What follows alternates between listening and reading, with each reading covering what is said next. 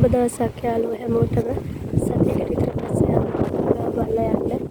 ඇත්තටම රටම විනාශ වෙලා තියෙන වෙලාවේ අපිටත් ගොඩක් හානි වෙලා තියෙනවා. ඔයාලට පේනවා මේ දැල පෙරලිලා ඔක්කොම වගේ විනාශ වෙලා තියෙන්නේ. ඉතින් කියනවනේ සබා දහමට නොවනවන්ත ලෝකේ කිසිවක් නැහැ කියලා නේද? අපි සබා දහමට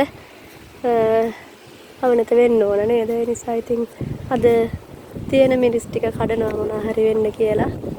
බලට පේනවා ඒ සේරම දවුම්. මොකද කරන්නේ ඉතින් නේද? ගස් ටික සෑහෙන හානි වෙලා තියෙනවා. අපිට ලොකුවට බලපෑනවා. හුලන් තදින් බලපෑවා. මිනියන් රාත්‍රියේ. එතකොට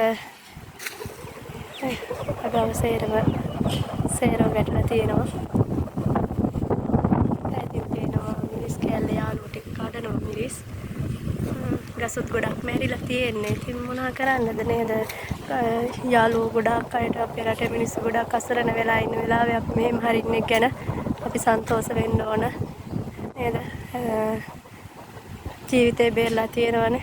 ආයෙ නැගිටින්න පුළුවන් කියන අදිෂ්ඨානෙ තියෙනවා.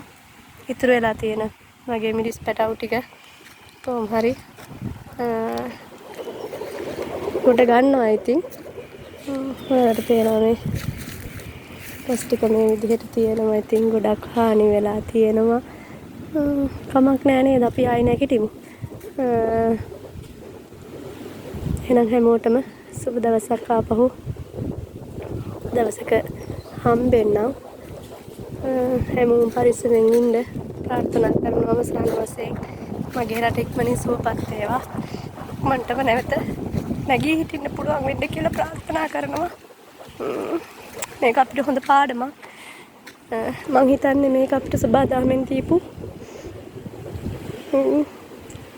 පාඩමක් කියලා. මොකද අපි සබාදාමට අවනත වෙන්න ඕන නේද? අපි ගහකොළට ආදරය කරන්න ඕනේ. ඒවා විනාශ කරන්න හොඳ නැහැ. සතා සිව්පාවට ආදරය කරන්න ඕන.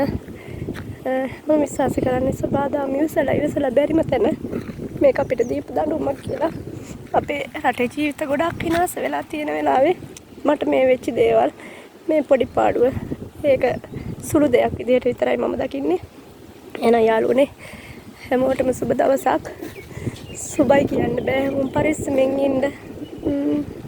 දැන් තවත් වෙයිබර කාල ගුණයක් තමයි අපිටත් තියෙන්නේ.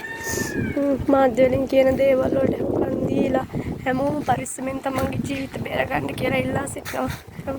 එහෙනම් තෙරුවන් සරණයි හැමෝටම.